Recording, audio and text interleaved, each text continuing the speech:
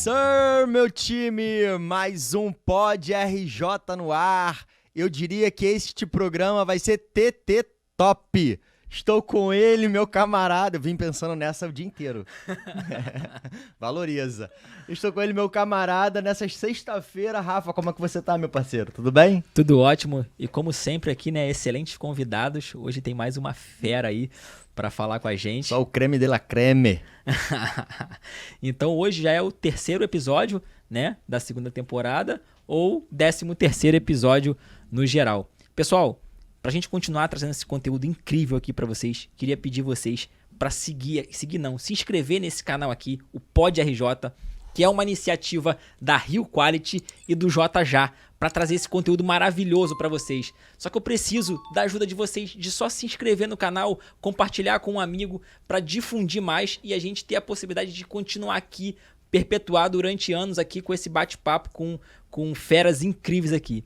E hoje, não podia ser diferente, nós temos nada mais nada menos do que uma das maiores referências de hambúrguer do Brasil, cara. Com certeza. Eu posso falar isso, né? Eu tô aqui com André Meisler, do TT Burg. Cara, seja bem-vindo, é um prazer falar com você. Muito obrigado, cara. Falar com a maior referência do Brasil seria um prazer imenso, cara. Isso é demais, cara. Vamos lá, Deco. A gente vai poder te explorar aqui, conhecer a história do TT, o Deco dentro dessa operação, o que o TT vem fazendo ao longo dessa jornada, porque o grande objetivo do Pod RJ é compartilhar esse conhecimento de grandes players com quem está começando, quem está passando por dificuldade pode aprender com os erros e acertos de vocês aí. Muito obrigado pela tua visita, espero que você curta o nosso papo aqui. Muito obrigado a vocês pelo convite, pessoal. Super honra para mim estar aqui. Vamos lá. Então, vamos começar aí, que a gente saber um pouco da tua história, né? Como começou, né, essa máquina hoje, TT Burg, né? O nosso ouvinte aí tá curioso para saber, né, como que começou tudo, né? Eu ia pedir para você contar pra gente. É uma das marcas, né, tipo, desse Sim, grupo grande agora, né? Né? Isso é recente, né? Durante a pandemia, nosso negócio hoje é completamente diferente do que era 3 anos atrás. Que já era um grande dragão, agora virou o Diamado, Caverna dos Dragões com 7 cabeças. A gente entrou na pandemia com preconceito imenso de franquia e de delivery. A gente saiu da pandemia 3 vezes maior do que a gente era no pré-pandemia. Caramba. 70% do negócio delivery, daqui a 6 meses a gente tem mais loja franqueada que loja própria. Vocês cresceram durante a pandemia? A gente cresceu durante a pandemia muito. A gente triplicou de tamanho durante a pandemia. Já atropelando aqui um pouco o papo, o delivery representava quantos por cento do TT antes da pandemia? A gente entrou na pandemia com 3% de delivery e saímos com 70%, sendo que no meio da pandemia a gente chegou a ter 95%. Caramba, isso é louco. Porque no teu caso você cresceu durante a pandemia mesmo, mas, por exemplo, a Rio Quality, no primeiro mês de pandemia, em março, a gente teve uma queda de 90% do nosso faturamento. E aí a gente teve no segundo mês já uma queda um pouco menor e aí depois a gente foi recuperando. E aí a gente também cresceu 45% naquele ano, mas nos meses de pandemia a gente teve esse queda. Gap aí, acredito que foi o tempo que as empresas demoraram a se adaptar para o delivery. Exatamente. Em março a gente decresceu 50%, a gente perdeu 50% da demanda. E pra piorar, a gente fez uma videoconferência com a empresa inteira e deu a nossa palavra que não ia desligar ninguém por corte de custo. E a gente não tinha nenhum plano na mesa, cara. Então quando a gente desligou, um sócio olhou pra cara do outro e falou, e agora, cara? Tem a menor ideia. Vamos pensar, cara. Aquele comitê de crise diário, né? Sobrevivendo. Pesado. Mas conta a história aí do início do TT pra galera se contextualizar, por favor. Vamos lá. O TT nasceu de uma junção entre o Grupo Reserva e o Grupo Troagro. A história é super interessante, que a Reserva tinha uma loja no Arpoador que chamava Reserva Mais, que vendia tudo menos roupa, né? Era uma loja 100% de branding, tinha prancha de surf, tinha skate, bicicleta, tudo extremamente caro, ou seja, a loja não vendia tudo nada. Tudo tinha a ver com o lifestyle do Reserva. 100% lifestyle Reserva e 100% branding no negócio. Vendia cachaça, tinha um standzinho que fazia bebida, drink pra todo mundo que chegava ali. E à noite tinha um showzinho de rock que fazia um barulho imenso no prédio. E a faixa etária do prédio é um pouco elevada e ninguém curtia aqueles shows, né? Além de, por mais que ficasse entupido os shows, o prédio não gostava muito. E a gente começou a pensar uma forma de rentabilizar aquele lugar. E pensamos em colocar um hambúrguer para vender dentro da Reserva Mais e procuramos o Grupo Troagro com o Claude, com o Tomás. O sonho do Tomás era ter uma hamburgueria, né? Criar um hambúrguer mesmo dele. Naquele momento já tinha esse movimento de hamburgueria gourmet, de hamburgueria artesanal ou ainda Pouquíssimas, acho que eram raríssimas. Eu diria que talvez a gente tenha sido uma das primeiras a começar essa onda de hambúrguer que começou depois. Acho que eu não posso falar que é febre, porque existe uma cultura nível mundo de comer hambúrguer, então não acho que isso seja uma febre. Sim. Mas a gente queria muito botar um hambúrguer ali dentro, assinado por um dos melhores chefes de cozinha do mundo. No que a gente procurou eles falaram, não, beleza, quero colocar um hambúrguer, mas eu quero fechar a Reserva Mais e ter uma hamburgueria junto com vocês. E pra gente era muito surreal fechar a Reserva Mais ali, porque era o xodó do negócio, A loja da conceito, nossa marca, né? Por mais que desse um puta prejuízo, né? Que a gente não sabia fazer aquilo, era o nosso xodó. E aí, no mesmo dia que a gente tomou o ultimato deles, né? Ou fecha ou eu vou abrir, a gente foi despejado da loja por causa do barulho. Então, desse devaneio nasceu o TT Burger. Legal. A gente começou esperando uma demanda de 100 hambúrgueres por dia para poder dar um bom lucro em cima do break-even, só que a gente, no primeiro dia de venda, a gente vendeu 800 hambúrgueres. Caramba, cara. Fila, né? né? Fila, Tomás na chapa, acho que desespero ferrado, uma fila quilométrica. E a gente começou a fazer o nosso DNA ali de cultura, né? De crowd, de coisa muito cheia, de Hypado mesmo, né? Loja hypada, entupida e aglomeração, né? A memória que eu tenho do TT, eu não sei se é a força da marca, né? Mas é exatamente isso, como se tivesse sido um acontecimento no Rio de Janeiro, tipo, dessa inauguração desse conceito de hamburgueria, num sentido de programa, não de você só ir lá e comer, mas de você trocar ideia, ficar aí, tipo, uma coisa que tem muito já na gringa, mas que a gente tava importando pra cá. E eu não sei se o sucesso do TT se dá pelo pioneirismo no movimento de hamburgueria artesanal ou pela força da marca que já tinha um apelo ali de lifestyle, uma conexão que todo mundo, quem mesmo não sabia profundamente, sabia que tinha uma relação com a reserva ou uma identidade visual muito parecida. O que você acha? Você acha que era dois? Eu acho que é um pouco dos dois.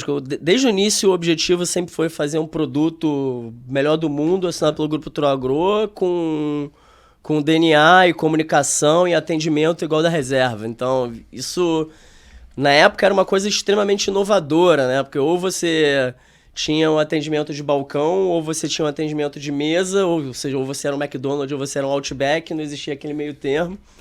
E quando a gente abriu, a gente criou, de fato, um programa, um costume, um lifestyle, da pessoa sair de casa, comer um hambúrguer, descer rapidinho ali, ser uma coisa mais bairrista mesmo. E voltar pra casa depois de bicicleta, como é que ele quisesse, mas ser uma coisa bem de bairro mesmo.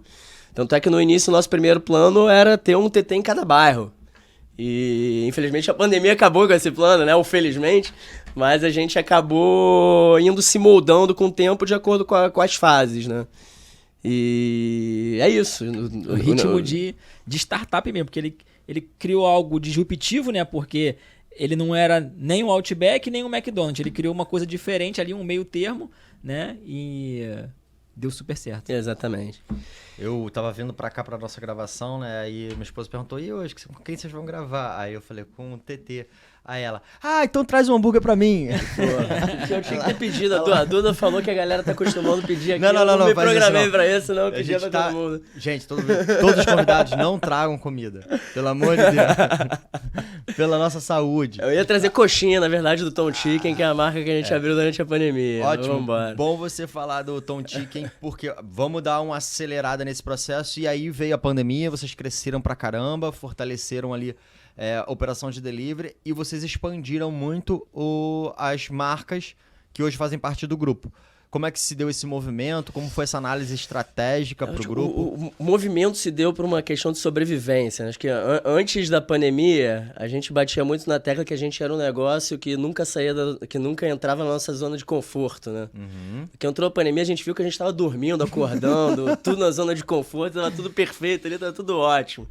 Então o que aconteceu na pandemia foi que assim que entrou o lockdown, a nossa venda caiu 50% do dia para a noite e a única certeza que a gente tinha era que a gente precisaria muito, independente de qualquer movimento que a gente fosse fazer para recuperar o negócio, a gente precisaria muito das pessoas que estavam ali dentro E a nossa estratégia foi passar uma segurança muito grande para as pessoas de que a gente ia jogar junto ou ia morrer de mão dada. E assim que entrou o lockdown, a gente fez uma videoconferência. Eu tenho até o vídeo gravado dessa videoconferência até hoje. Outro dia eu circulei para a empresa inteira. E a gente fez uma vídeo com todo mundo e deu a nossa palavra que ninguém ia ser desligado por corte de custo. A gente tinha certeza que esse era o primeiro movimento que a gente precisava fazer, independente do plano que a gente tivesse, a gente não tinha nenhum plano. Essa que é a verdade. Isso tinha a ver com uma questão de valores da empresa ou era 100% valores? 100% valores. Já era uma coisa que vocês tinham na 100%. Cultura. O TT tem uma cultura muito forte de colocar... Dentro do TT não é o cliente que está em primeiro lugar. Quem está em primeiro lugar é o colaborador. Legal. E a gente acredita que demonstrando isso com ações no dia a dia e tudo mais, automaticamente o colaborador, por consequência, acaba botando o cliente em primeiro lugar. Ele precisa estar bem para conseguir colocar o cliente em primeiro lugar. É um clichê muito grande você colocar na cabeça de alguém que acorda todo dia 3 horas da manhã lá em Santa Cruz para ficar numa chapa de 300 graus, de que tem alguém que é mais importante do que ele dentro dos stakeholders do negócio, né? Isso eu achei muito Então, quando a gente coloca o colaborador em primeiro lugar, ele vê isso na prática, ele acaba fazendo as coisas muito mais por consequência do que por objetivo ou qualquer tipo de modismo que exista, né? Sim.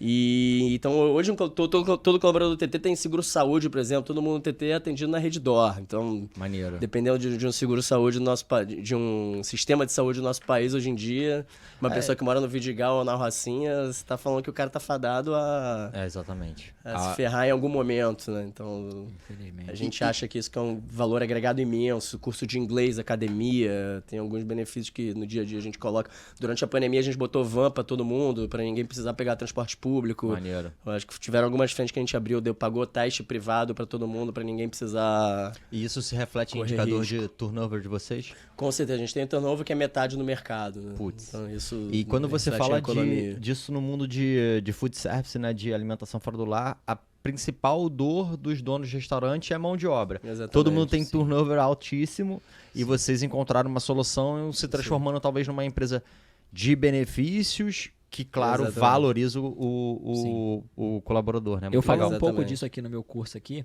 porque é o seguinte, às vezes o restaurante está começando, né? Por falta de condições financeiras, ele acaba botando um cara ali para ganhar um salário mínimo, né? Então, tu imagina um cara ganhar um salário mínimo para estar trabalhando sábado, domingo, e o cara chega no horário de pico, aquele movimento, né? Imagina, sábado, 7 horas da noite. E aí aquele estresse, né? Bicho pegando, e aí ele se vê assim, porra, eu podia estar em casa com meu filho, eu tô aqui trabalhando. E aí, naturalmente, esse cara começa a ficar insatisfeito e começa a refletir isso no trabalho. Ter queda de produtividade. Exatamente. E aí, aqui o que a gente tenta implantar é trazer esse cara pro jogo. Ele tem que entender que quanto mais o restaurante cresce, ele vai crescer junto.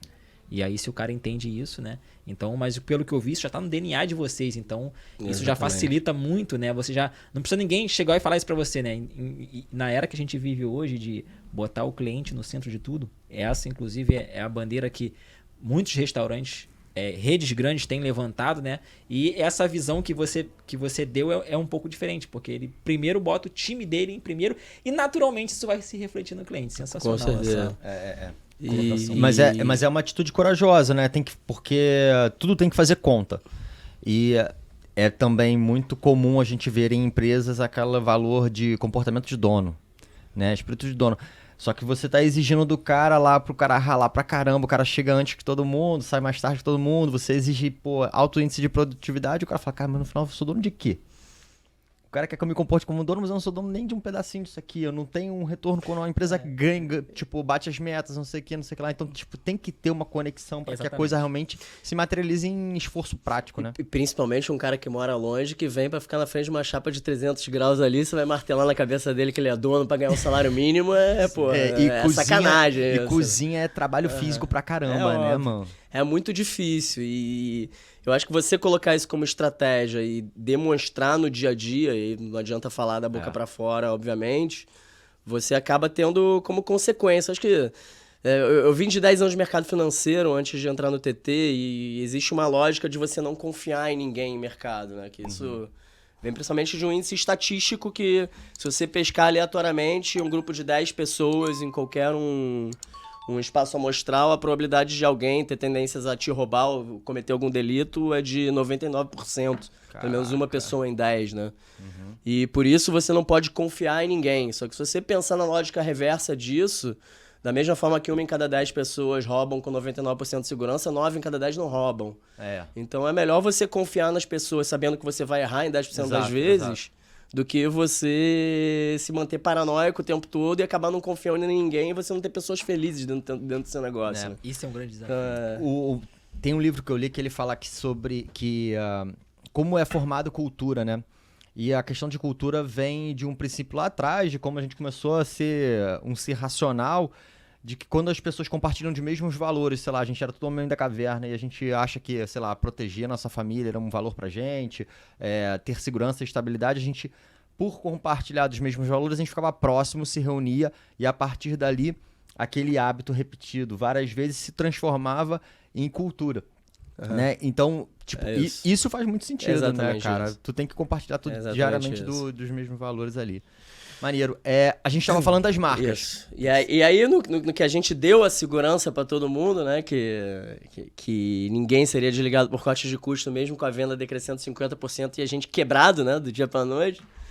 A gente começou a pensar em formas pra poder aumentar vendas. Não tinha outra coisa pra fazer além disso, né? E a gente tava muito junto do iFood na época. Pode falar isso aqui? Pode. Seu segundo nome mais falado aqui. A gente estava muito junto do iFood e a gente tinha um projeto já que...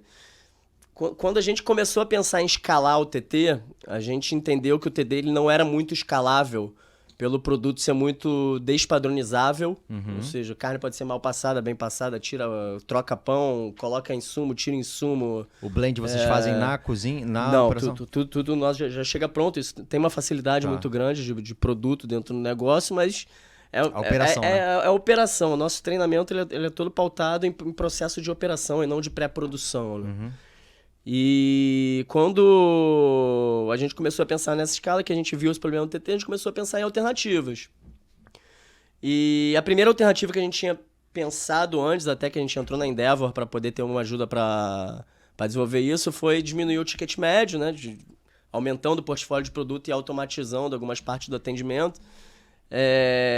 A gente já tinha testado um ano antes na nossa loja de Botafogo, que a gente migrou a loja para uma segunda marca chamada TT+, que tinha mais produtos e o ticket médio menor. A gente tinha muito medo de diminuir o ticket médio, se a demanda demorasse muito para recuperar aquele ponto de equilíbrio, né? A gente poderia quebrar do dia para noite se a gente fizesse isso em todas as lojas. Então a gente resolveu testar em Botafogo e era um projeto que estava dando certo, que em algum momento, com pandemia ou sem pandemia, a gente iria expandir para as outras lojas. E tinha um segundo projeto que era criar uma segunda marca de um hambúrguer altamente padronizado, né? Que era um Smash. A gente estava acompanhando o sucesso de Smash Burger em São Paulo, que estava bombando. E a ideia é a gente criar um puta Smash ali e já estava pronto o produto. Porque a gente tinha um problema muito grande nesse produto que estava pronto, era que quando o Tomás fazia o produto ficava incrível, mas quando qualquer outra pessoa fazia, ficava uma merda. Então a gente entrou na pandemia com esse cenário, né? Um era o TT+, que estava em Botafogo, que a gente ia expandir nas outras lojas. O outro era a ideia, ainda muito incipiente, mas com um produto já pronto, de abrir uma outra hamburgueria, portinha em Copacabana, com uma arquibancada na frente, e expandir o negócio a partir dessa outra hamburgueria. E a gente estava certo que o TT não era alguma coisa que era expansível, né? A gente não iria crescer com o TT, é impossível. Até pelo ticket médio, a gente já tinha feito alguns estudos e o TT Burger, na época, tinha um ticket médio de 80, 90 reais. Forte. E os estudos que a gente fez pelo país tinham espaço para 50 lojas do TT no máximo, né? Então, como a gente era só atendimento presencial, o estudo estava dizendo assim, ó, você precisa acertar 50 pontos pelo país na mosca para você dar certo. Porque tava posicionado para um público muito classe A. Muito classe A. E a gente teve esse projeto de ticket médio, teve esse produto novo e a gente falou, pô, vamos, além de expandir o cardápio iFood desse ticket médio mais baixo para todo mundo, isso amanhã a gente consegue fazer, que foi o que a gente fez, a gente vai criar essa marca nova de Smash, né? E como a gente está com a cozinha ociosa, 50%, a gente pega essa mesma linha de produção, em vez de a gente lançar um produto novo, a gente vai lançar uma marca nova, 100% digital. A gente já estava com uma agenda com o iFood pré-programada e a gente precisava de alguma forma conseguir ganhar um poder de comunicação muito grande junto com o iFood. Isso estava no auge do lockdown lá. A gente está falando aqui de abril, maio de 2020, né? E a gente teve a ideia de, para cada hambúrguer que a gente vendesse daquela marca nova, outro hambúrguer seria doado para médicos que estavam na linha de frente da Covid em hospitais públicos. E a gente começou 2 semanas antes do lançamento, pegar a motoboy do iFood e dominar todas as ruas do Rio, com essa galera indo entregar para médico que estava na linha de frente. Antes da gente vender, a gente já começou a distribuir. Então isso fez com que os médicos começassem a apostar e a gente começasse a viralizar antes mesmo da marca lançar. Então quando a gente lançou a marca, que era o Três Gordos, né? A gente já estava com uma demanda reprimida imensa, a gente abriu a porteira e o negócio voou na loja de Botafogo. E médico nessa época era o rockstar do momento. Era o rockstar, né? Isso aí. E como é que você fez essa entrega? Fiquei curioso agora. O médico pedia ou você simplesmente chegava na porta do hospital Simplesmente e chegava. A gente, obviamente, ligou para os hospitais e combinou o cronograma, né? A gente buscou todos os contatos de todos os hospitais públicos grandes do Rio. E o iFood ajudou a gente com toda essa logística de entrega, né? O iFood comprou o nosso projeto, isso foi super legal. E quando a gente começou a entregar, que essa viralização aconteceu, a gente começou a perceber que estava todo mundo perguntando quando lança, quero comprar. E quando a gente lançou, o Três Gordos vendeu na loja de Botafogo em uma terça-feira, que normalmente é o pior dia de venda, né? 4 vezes mais do que o TT vendeu. E a loja ficou entupida, isso de pedidos de delivery, né? Que a gente lançou um negócio 100% digital. E a gente falou, pô, temos um modelo aqui legal, né? Eu tenho uma mesma linha de produção. Em vez de eu lançar um produto, né? Eu peguei a mesma base de insumos do TT. Ou seja, porra, o 3Go no início nada mais era do que o TT Burger amassado, né? E atingiu um público-alvo completamente diferente do meu, né? E a demanda aumentou. É uma venda adicional que tá tendo aqui. Então temos um modelo legal. Um upselling ali, né? Pô, descobrimos um modelo bacana. Vamos testar isso daqui além de Botafogo no Leblon. Aí testamos no Leblon a mesma coisa. Negócio venda adicional na cabeça. E a gente tinha um medo muito grande lá atrás de falar que o Três Gordos era uma marca do TT. Porque a gente tinha medo, como era um ticket médio mais baixo, a gente tinha medo do cliente do TT deixar de consumir TT para ir para Três Gordos. Isso também foi interessante, que alguns meses depois a gente analisou e viu que de fato era o mesmo cliente, mas em vez de ele consumir uma vez por mês, ele estava consumindo 2 vezes por mês no grupo. E é melhor ele ir para alguém do grupo do que para um terceiro, né? Fora do grupo. Exatamente, com certeza. E isso pra gente foi uma descoberta legal, e aí, em paralelo a isso a gente começou a correr para poder franquear o negócio. Como a gente estava com uma taxa do iFood muito diferenciada, a gente tem um timing aí curto para poder expandir o negócio, né? Em paralelo começamos a preparar outras marcas também para atingir outros públicos. Então nessa leva, além do Três Gordos, a gente lançou o Tom Chicken, que é uma marca focada em frango. E lançamos recentemente, junto com a Frescato, Marola. Que é a marca focada em sanduba de frutos do mar e pescados. Já pedi 2 vezes, era muito bom. Pô, o McFish morreu uma semana antes da gente lançar o Marola. Isso foi incrível, cara. Pô, e é um maior bifão de peixe, mano. Pô, uns 2 dedos de bife de peixe lá, mano. E começamos a franquear o negócio. Há 5 meses a gente começou a vender. Cada marca é uma franquia assinada, né? A gente já vendeu 27 contratos de marca em 9 lojas pelo país. Legal. A gente abriu a primeira fora do Rio, em Brasília. O primeiro franqueado, que era do Rio, da Tijuca, ele já comprou a segunda franquia em Niterói agora. Ou seja, rentabilizou o negócio. Brasília abrimos, vão abrir Vitória, BH, São Paulo já tem 2 vendidas. Goiânia... No Rio já tem mais 2 também vendidas e a gente tá total de 9 lojas aí para abrir nos próximos 6 meses. O grupo hoje, somando essas 9 lojas, o grupo hoje conta com quantas operações?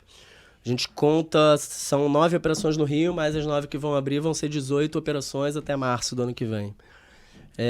Sendo que cada marca, cada operação a gente tá falando aqui que tem 3 marcas, então na verdade é isso multiplicado por 3. Legal. Caramba, legal. Como uma empresa de distribuição, né, a Rio Quality, a gente sabe que o desafio de abastecimento é um ponto sensível dentro de expansão de redes, né? Hoje tem poucas empresas que atendem redes a nível nacional, né? Como o Martin Brauer faz aí com o McDonald's. Como se dá essa solução aí no modelo de rede de vocês? A gente tá centralizando na KPL. O supply. Todo esse supply. A ideia é que o franqueado só tenha um canal de atendimento de vendas, né? Óbvio que essa largada está sendo um pouco mais de organização, tem alguns produtos que a gente ainda não conseguiu colocar, mas a gente está aprendendo. E a ideia, de fato, é centralizar tudo em um distribuidor logístico, porque isso facilita muito tanto o franqueado quanto a gente. Né? O perfil de investidor do modelo de negócio de vocês hoje, ele vem do mercado de alimentação ou é um cara que não conhece nada de alimentação e quer ter uma loja do Marola, por exemplo? A gente tem buscado perfil empreendedor, né? Acho que o perfil que a gente está buscando é o cara que vai conversar com cada um dos sócios do negócio e todos os sócios vão sair da mesa falando, porra, quero ser sócio desse cara. Legal. Então são pessoas que vão agregar. Acho que um diferencial até competitivo nessa captação de franqueado é que como a gente tem algumas marcas no portfólio, a nossa meta não é ter 1.500 lojas, 2.000 lojas pelo país. A gente quer ter 200 lojas, cada loja com 6 marcas dentro. Então isso faz com que um franqueado não mate o outro, né? Você tem um raio ali de atuação de pelo menos 5 quilômetros entre uma loja e outra. Bem legal. E isso, estrategicamente, é um diferencial competitivo que a gente vê. E outra coisa que a gente vê, durante a pandemia, a gente também desenvolveu alguns sistemas dentro do negócio, né? O que a gente percebeu na largada da pandemia é que a gente tinha ganho um stakeholder novo. Como a gente entrou na pandemia com preconceito ferrado de franquia e de... Não sei se eu já falei aqui, né? A gente entrou com preconceito imenso de franquia e de delivery e hoje a gente é um negócio de delivery. Mas o preconceito era movido por quê, na época? Qualidade. Você achava que não conseguia manter padrão? Qualidade. Acho que a gente sempre foi muito paranoico com qualidade e a gente sabe que tem que ceder pelo menos um pouquinho em qualidade, mas morrer tentando, obviamente, quando você expande de alguma forma. Porque entrou a pandemia virou uma questão de sobrevivência. Não tinha muito o que fazer ali, né? E como a gente migrou para delivery, a gente tinha um stakeholder novo que era o motoboy. E a gente começou a tentar entender como é que o sistema poderia funcionar do iFood, né? E acho que se eu fosse o iFood, eu maximizaria o retorno de venda, minimizando o tempo de motoboy esperando, né? Então isso fez com que a gente desenvolvesse um sistema que, em vez da gente entregar por ordem de pedido na cozinha, a gente entrega por ordem de GPS de motoboy. Tá mais perto, vai. Assim que entra o pedido na nossa cozinha, a gente não faz nada. A gente só começa a preparar quando o motoboy está a 5 minutos da loja. E Legal. todo esse sistema ele já é todo parametrizado para isso. Tudo 100% desenvolvido interno, integrado com o iFood. Maneiro você falar disso. A gente está na semana aqui do Rio Innovation Week, né? E inovação é um tema super hypado, né? Talvez uma das maiores necessidades da empresa. Lendo sobre o tema, eu descobri que quando você olha para a média das empresas brasileiras hoje, apenas 2,5% dos perfis de colaboradores é perfil de inovador. Isso vem da herança das empresas, né? As empresas precisariam se sustentar, serem conservadoras, sólidas e tudo mais. E aí hoje está todo mundo querendo inovar, só que quem está dentro da empresa não tem muito perfil de inovação. Dentro desse tema de inovação, vocês têm isso dentro da cultura de vocês? É um hub que tem a parte? Isso está no DNA dos sócios? Como que vocês trabalham isso? Acho que isso é muito cultural. Esse sistema quem desenvolveu foi a minha sócia, que toca hoje a parte de tecnologia e a parte de operação, né? E a história dela virar sócia no TT, ela é incrível. Que a minha sócia era a pessoa mais chata que existia dentro do TT e eu falo isso para ela todos os dias, né? Era a pessoa que chegava dentro da loja e começava a apontar todos os erros que existiam e botar o dedo na cara e falar, cara, isso aqui tá errado. E eu sabia que tava errado, só que eu não conseguia consertar aquilo, né? E aí no carnaval de 2020, no março de 2020, um pouquinho antes, uma semana antes da pandemia, né? Eu tava na porta da loja, a loja entupida, né? No carnaval, acho que o carnaval é o nosso Natal. Aí ela chegou apontando todos os erros. Ela foi no banheiro. E aí, no que ela foi no banheiro, meu pai chegou do lado e falou, por que você tá com cara de puto? Eu falei, pô, mas ele chegou aqui falando tudo que tá errado no negócio. Você concorda? Eu concordo com tudo, mas não consigo resolver. Falei, pô, por que você não empodera ela? E aí, a gente tinha uma sócia que tocava a operação que tinha acabado de sair do negócio. E aquilo, pô, parecia que foi uma luz na minha cabeça. Pô, faz todo sentido. Meu pai é um cara super experiente de mercado, pô, você tá falando isso, óbvio que faz sentido. Ela voltou do banheiro e falei, Mai, você quer tocar a operação pra corrigir tudo isso que você me falou? Ela ficou branca.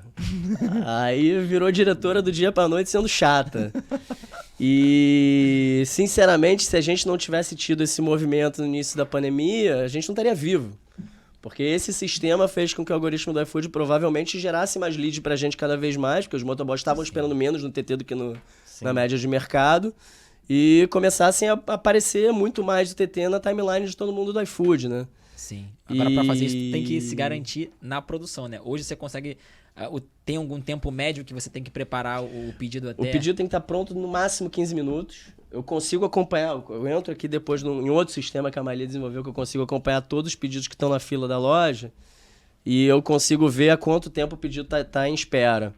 Sempre que a gente entra nesse sistema e vê se tem um pedido acima de 15, tá acontecendo algum erro de processo na loja e a gente entra para resolver.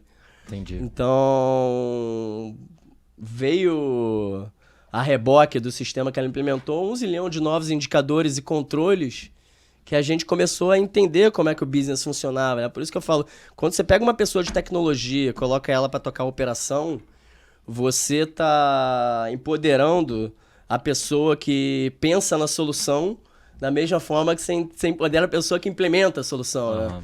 Então isso foi super bacana. A gente teve uma conversa há pouco tempo com o ex-head de tecnologia do McDonald's. E aí quando ele perguntou, pô, como é que o seu autoatendimento funcionou? Porque eu botei autoatendimento no McDonald's e não funcionou. Ainda tenho 90% de atendimento em caixa na loja. Pô, porque quem implementou o autoatendimento do TT foi a mesma pessoa que toca a operação. E ele não tocava a operação, ele só toca a tecnologia. Entendi. Então é muito fácil você desenvolver a tecnologia e pedir para alguém implementar. E esse negócio nunca vai ser implementado. Sem né? pensar Então, no hábito do consumo. Você não tem como fazer isso, é impossível. Então, isso acabou sendo pra gente, durante a pandemia, um fator crucial pra gente se manter vivo e crescer. Né? Então, talvez se eu não tivesse tomado o movimento de empoderar a pessoa que realmente pensa nessa inovação para ela poder implementar essa inovação, né? A gente não estaria vivo. Eu lembro até hoje, o dia que ela trouxe o sistema de entrega por ordem de GPS de motoboy, que ela mostrou, que ela perguntou, posso implementar isso? Ela já trouxe o sistema pronto. Mas, pô, você tá de sacanagem, cara, já tá implementado. E a gente consegue fazer isso por ordem, inclusive, de linhas de produção dentro da loja. Então, hoje o chapeiro ele é guiado pelo GPS do motoboy para preparar tantas carnes mal passadas ou bem passadas. E se a última carne que aquele cliente pediu tiver tido alguma reclamação, vai aparecer pro chapeiro também.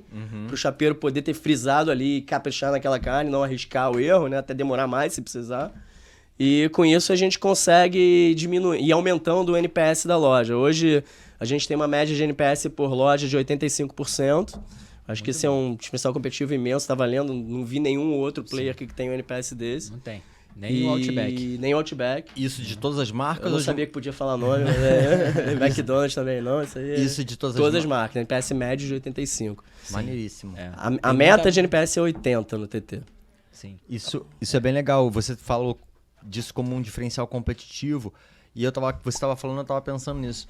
Me vem na cabeça, né, que durante algum tempo, ou em algumas marcas do grupo, o produto ele é muito característico. Por exemplo, o Marola, enfim, eu não consigo pensar nenhum concorrente direto daquele mesmo tipo de produto, tem um produto bem específico. O próprio TT, ele tem ainda um produto muito específico. A gente Sim. tem uma lembrança, né, uma memória dele diferente do grande comum entre as hamburguerias. Só que a gente vê cada vez mais a questão produto não ser um diferencial competitivo. Vocês percebem isso? Vocês perceberam que o mercado, desde quando vocês começaram até agora, ele vem mudando a forma de competir? Vocês têm se tornado mais focados em operação, em inovação? Exatamente por isso ou não? Em 2017, a gente criou um cargo dentro de loja que chamava Encantador. Acho que Isso é sensacional. Acho que incomodava um pouco a gente falar que a gente tinha o DNA de atendimento da reserva e não tinha ninguém que atendia, né? Na prática, a gente era um McDonald's com um puta produto. Isso que a gente era na prática, né? Uhum.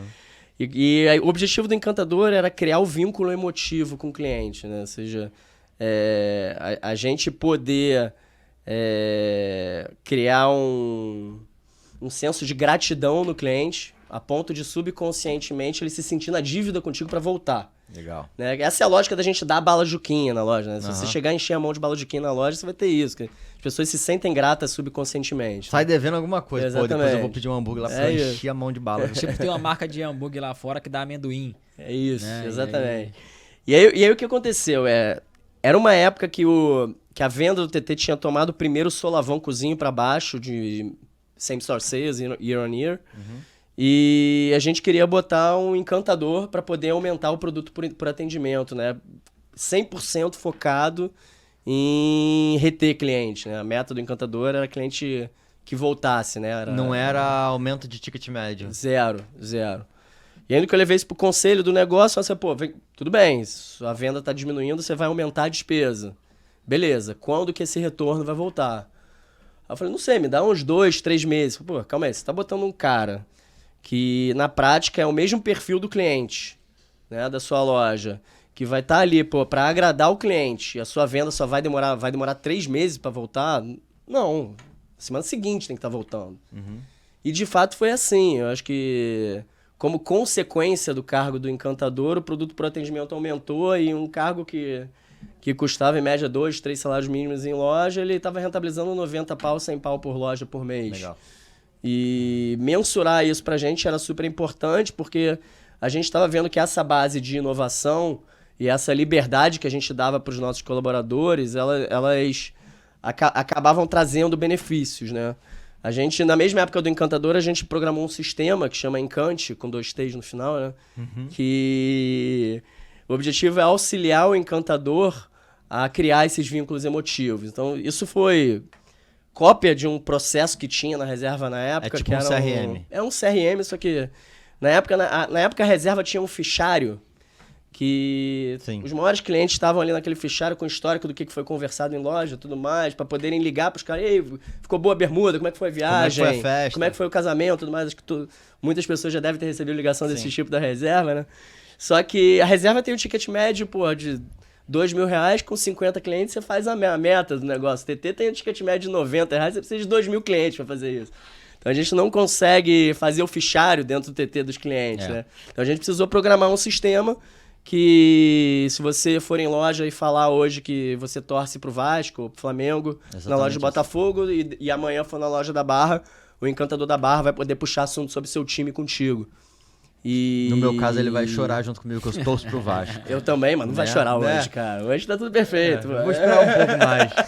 Eu sempre tomo cuidado quando eu falo pro Vasco, porque a galera vem com um sorrisinho. Assim, eu voltei a ser Vasco esse ano, na verdade. Eu voltei no sábado agora. Vocês se contentam com tão pouco? Não, cara, você não sabe o que é ser vascaíno. Desculpa aqui, vou fazer um parêntese, tá? Óbvio. Eu tô há 10 anos sem torcer pro meu time, eu torço pro futebol americano igual um louco, porque eu tava com saudade de torcer pra alguma coisa.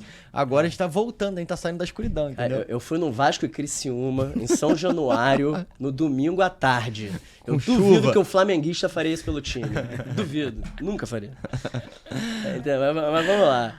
E a ideia é a gente inovar com essa base de inovação, a gente dar liberdade para as pessoas poderem fazer qualquer tipo de ato controlável, né? Então, hoje, se o Encantador vê uma criança chorando, ele é liberado para dar um milkshake para a criança. E lança no nosso sistema que a gente tem lá também de perda, desde que seja lançado, obviamente. Ele tem isso, uma cota mensal de investimento ou É liberado. é uma análise mês a mês de avaliação? Análise mês a mês, se a gente vê que a curva explodiu, tem algum problema. A gente nunca viu a curva explodindo. Eu acho que isso não Então, era pra acho ser que- falado aqui no podcast. Vai aparecer criança chorando.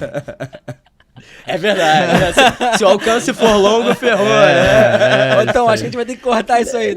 Essa parte do mas processo aí- a gente acabou de mudar. Era até ontem. Mas aí a gente vai pra lógica de que 9 em cada 10 pessoas são boas, né? Então, vamos embora. Exatamente.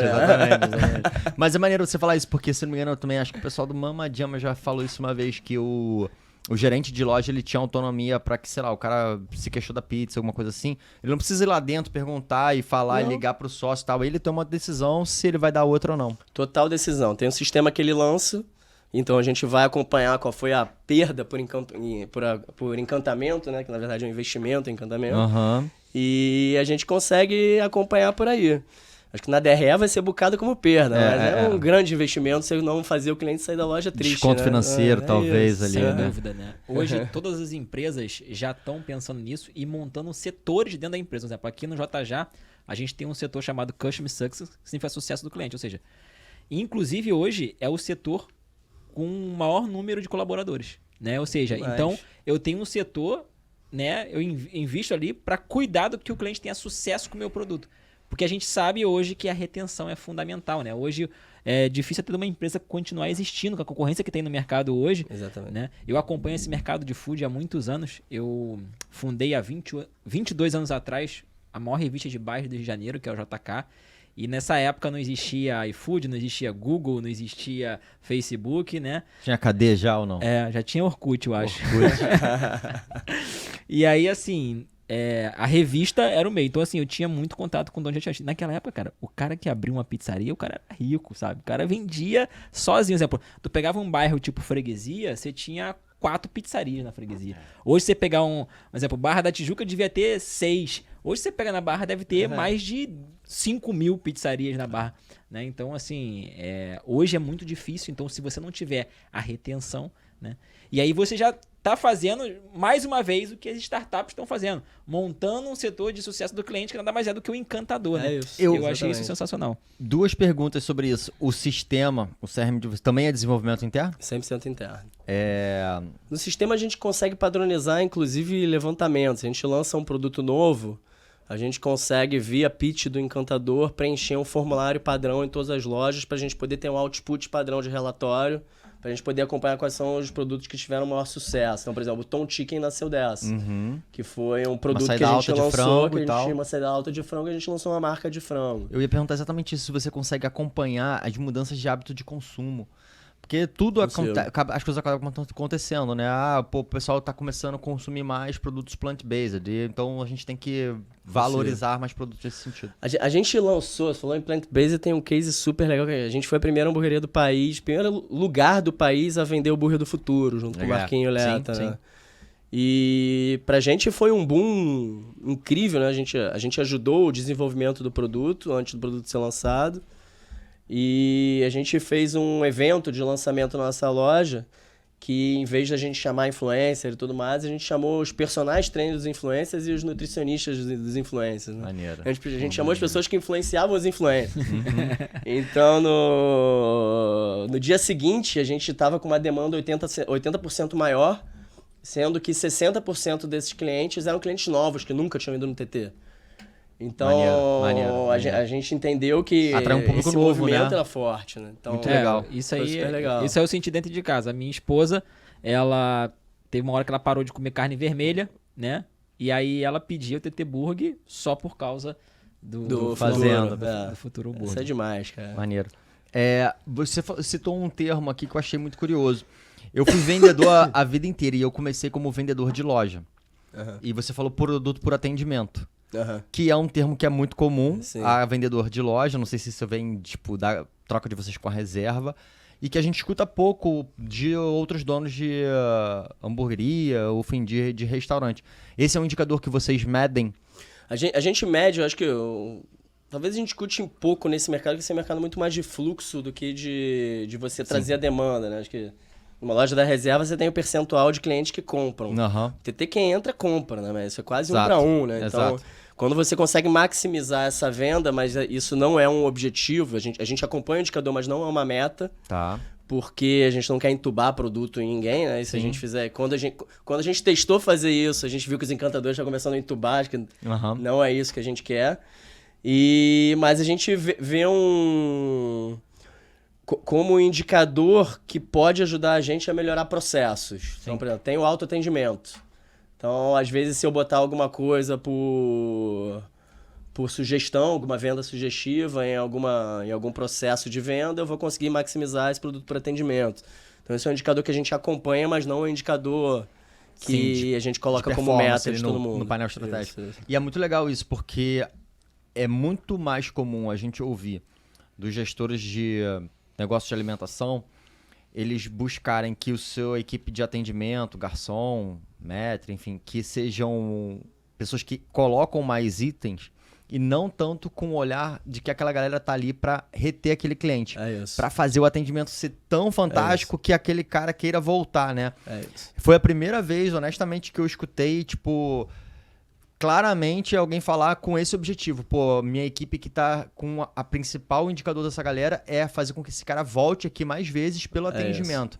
Cara, a recorrência. Isso eu acho muito legal, porque se os donos começarem a prestar atenção mais nisso do que realmente, pô, faz a sugestão do drink, faz a sugestão da sobremesa, coloca isso, coloca aquilo, talvez ele consiga fazer com que esse cara volte mais vezes e aumenta o resultado, né?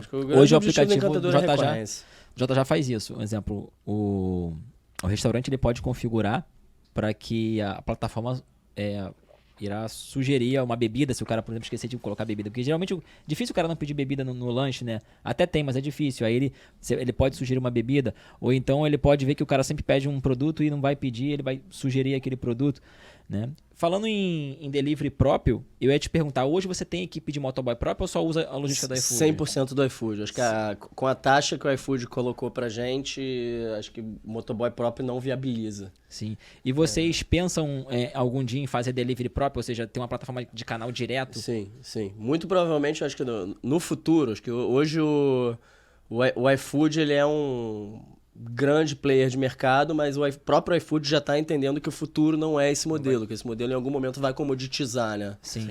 Então o próprio iFood tem criado ferramentas que sejam mais baratas de operar e sejam únicas, não sejam marketplace. Acho que hoje você paga uma taxa alta para o iFood porque você vai estar em um shopping mall do iFood com 1 zilhão de outros players e talvez você morda um pouquinho do share de um player, de um cliente, de um player que vai entrar para procurar uma outra hamburgueria e vai te achar. Sim. Então acho que hoje o valor agregado do iFood é esse. No futuro, eu acho que isso comoditiza, né? Você acaba que quem der a taxa menor vai levar o negócio, né? E eu acredito que uma Não marca... vai ser tão centralizado num só, né? Eu acredito que uma marca igual a sua, que se preocupa tanto com o encantamento do cliente, né? Eu acho que é muito mais fácil você gerar esse vínculo direto, né? Eu mesmo já tive exemplo de alguma vez querer comer alguma coisa, né? E entrar no marketplace e aí acabar escolhendo outra marca. Porque ali eu mudei de ideia. Isso. Entendeu? Então, tipo assim, por exemplo, se eu sou fã do TT Burg, cara, eu vou direto lá, entendeu? No meu WhatsApp eu vou chegar e vou chamar o TT Burg. E a gente tem 70% de recorrência. Então, hoje, 70% da minha venda são de clientes que compraram no mês anterior no TT. Sim. Então, eu me mantenho no marketplace e só tô pagando uma coisa a mais, Sim. né? Quando você estiver nesse processo, eu tenho uma empresa boa pra te indicar disso aí. Você conhece alguma? Maior prazer. Começa maior com prazer. J e termina com... Maior prazer. Então, aqui no JJ, né, a gente percebeu que uma das dores do cliente, né, era essa de, assim, diferente do TT Burg, né, as marcas menores que estão começando agora, elas têm uma dificuldade muito grande no marketplace. Porque ali é muita gente. Sim. E é lógico que as marcas maiores, elas acabam tendo uma visibilidade maior no marketplace. Isso é natural e é visível para todos. Então, o cara tinha essa deficiência, né? E o JJ nasceu por causa disso. Até porque quando a gente conversava com o dono de restaurante, ele não entendia qual era o problema dele. Ele achava que o problema dele era comissão, né? E aí a gente deu do cara, o cara tá achando que o problema dele é comissão. Não é comissão. Comissão, você consegue trabalhar preço, você consegue reajustar, enfim. Mas o problema maior que ele nem conhecia ainda era não possuir o cliente, sabe? Então, o fato dele comprar por uma plataforma e a plataforma não dar os dados do cliente para ele, isso é muito ruim pro cara pequeno. Ruim pro grande, quem dirá pro pequeno. E aí, o JJ nasceu por causa dessa dor. A gente veio pra curar dessa dor. E aí, imerso nesse mundo de restaurante, a minha equipe visitando operações diariamente, até hoje eu visito também, né, a gente percebeu que existia outras dores. E a principal delas é a dor da falta de conhecimento. Mas como você fala aqui, não achando que o dono de restaurante é ignorante. Não, é porque hoje você sabe que para ser empresário, você tem que ser psicólogo, você tem que ser contador, você tem que ser especialista em marketing, o cara tem que manjar de multidisciplinas. E aí tem que ter preparo para isso. E a gente viu essa dor. Assim, não tinha assim, coisas suficiente no mercado para preparar esse cara, né? Então aí foi aí que a gente veio com essa pegada, o JJ de educação, a gente lançou o JJ Summit, né? A gente também tem alguns eventos pontuais que você já até foi palestrar e foi muito proveitoso. A galera deu um feedback muito bacana. Tem que levar o Deco no Summit daí, porque ele já lançou as pérolas aqui. Com certeza. E assim, muitos restaurantes, donos de restaurantes vieram me falar assim, poxa, essa parada do encantador que eles fazem, pô, é maneiro e tal, não sei o que. Ou seja, você vê que num evento você já impactou vários donos de restaurante. Certamente, esse podcast aqui, o que você está falando vai impactar, né, outros donos de restaurante, né? Então a gente está com uma pegada muito forte de educação, né, para os restaurantes. O TT, ele tem alguma coisa de educação que vocês costumam fazer para os seus franqueados, para os colaboradores, de trazer conhecimento também? O que a gente tá... a nossa estratégia de treinamento do TT de franqueado, as melhores pessoas, os especialistas dentro do TT de encantamento, eles subiram para poderem montar equipes de treinamento de franqueado e poderem se replicar, né? A gente fez a nossa primeira abertura de loja em Brasília e foi um desastre. Acho que foi muito ruim porque a gente acabou, por uma cultura de encantamento, abrindo muita exceção na largada, né? E isso os próprios franqueados assumem, né? Que eles falam, pô, a gente não podia ter pedido isso, em hipótese alguma. E eu acho que quando você não abre exceção e tem pessoas prontas dentro do negócio e que sabem como fazer, você acaba difundindo essa cultura na largada. Então, as lojas elas abriram com uma grande cultura de encantamento e de processo e de operação, mas não conseguiram executar por causa de exceções que a gente acabou abrindo. Então, eu acho que o grande erro ali não foi a preparação da equipe, né? Foi muito mais a nossa inexperiência fazer com que alguns pedidos algumas concessões que foram pedidas, a gente acabar autorizando, né? Sim. Então, isso foi interessantíssimo, porque a loja abriu com uma demanda 4 vezes maior do que a gente esperava, mas com headcount metade do que a gente queria. Vocês fizeram soft open, alguma coisa assim? Fizemos tudo. A nossa abordagem de marketing e comunicação, ela obviamente não posso falar que é 100% padrão, porque cada campanha vai ter um diferencial. Mas a dinâmica, ela tem o mesmo objetivo, né? Você criar uma demanda reprimida antes da loja abrir, ou seja, a gente movimenta muito mais o pré-lançamento. Acho que tem um livro chamado Pre-Launch Formula. Você criar uma demanda reprimida antes do lançamento e trabalhar muito bem aquela demanda reprimida, independente da forma. Acho que é aí que está a inovação, a estratégia, como é que você vai trabalhar essa demanda reprimida, né? E quando você abrir, você abre a porteira e vem um bando de maluco querendo entrar. Acho que em Brasília isso encaixou super bem, aqui no Rio isso sempre encaixou super bem. Mas quando a gente abriu a porteira, a operação estava com metade do headcount lá dentro, né? E a demanda estava 4 vezes maior. Então, isso foi muito negativo na nossa abertura lá. Mas acho que a gente criou um MBA lá também, que a gente aprendeu muito. E a ponto da gente reduzir pela metade a nossa previsão de abertura de loja para o próximo ano, para a gente poder formar novas equipes com essa galera que já está lá dentro. Legal. A gente falou aqui sobre muitos indicadores de venda, de qualidade, NPS e tudo mais. A gente sabe que é um desafio, principalmente nos últimos meses, vamos chamar assim, a questão de precificação. Até conversando com o Jean, né? A gente trocando ideia, o Jean que era do Outback, a gente tem a mesma percepção que uma das principais dificuldades do pequeno gestor de restaurante, aquele cara que ainda não é uma rede, é saber fazer a precificação. O TT, ele é um ótimo exemplo porque vocês trabalham com excelentes produtos, né? A gente como distribuidor conhece a linha de produtos que vocês trabalham e só produto tipo classe A, e vocês conseguem ainda performar, vender franquia, estão crescendo. Como que se dá essa questão de gestão dos indicadores financeiros, aí CMO, CMV, como se dá a precificação? Eu não sei se, no caso de vocês, uma rede a nível nacional, se os fornecedores conseguem chegar com o mesmo preço de insumo em cada estado, porque a gente sabe que tem a questão tributária e o frete que interfere nisso, como que se dá a precificação em cada estado. Fala um pouquinho disso pra gente. Acho que tentar quebrar o assunto assim, acho que o que eu posso falar do TT especificamente, a gente tem um acompanhamento diário de venda e de margem. Acho que isso todo dia, eu e meus sócios diretores, a gente senta para olhar qual foi a venda e a margem do dia anterior e o acumulado da semana, né? Então isso é religioso, é uma disciplina que a gente implementou antes da pandemia, que rotina vem muito bem feita, assim, e isso é paranoico, inclusive pela nossa base de teste. Porque a gente testa, a gente vê o resultado no dia seguinte. Tá aí a primeira dica aí que eu já até destaco pra galera, porque tem talvez muito dono de restaurante que não consegue, nem quando o mês acaba, fazer a apuração certinha, né? Sim. Então, se você conseguir criar uma metodologia que o cara tenha tempo, né? Porque às vezes o dono de restaurante hoje está fazendo tudo e não consegue nem olhar o principal, né, indicador financeiro, talvez seja uma dica importante. Porque ele não contratou a Rio Quality ainda. Se ele contratar, ele vai abrir um espacinho que dá para ele controlar diariamente. Vai ter mais tempo para gerir o negócio dele, com certeza. Acho que isso é disciplina, acho que é papel de pão, cara. Você sabe quais são os insumos de cada produto seu, então você sabe o custo de cada produto seu, né? Então, se você sabe tudo que você vendeu, é só você multiplicar a quantidade do custo. Isso é muito simples. Você não vai ter a perda diária, obviamente, nossa perda ela é apurada. A gente faz contagem de estoque todo dia. Mas a nossa área de perda só vai semanalmente nas lojas para poder confrontar os dois números. Mas a gente acaba acompanhando isso todo dia. Legal. A nossa estratégia durante a pandemia tem sido repassar quase 100% dos aumentos. Isso de fato dá uma carga de aumento muito grande, mas que até aqui a gente ainda não sentiu isso na demanda. Legal. Hoje, para fazer todo esse controle, né, fazer tudo que a TT faz hoje, ela só para mim fazer uma base de comparação, quantos colaboradores você conta hoje no seu staff ali na parte? A retaguarda tem 20 colaboradores hoje. 20 colaboradores. Então é bem enxuta. É bem enxuto. Pro tamanho da operação. Sim.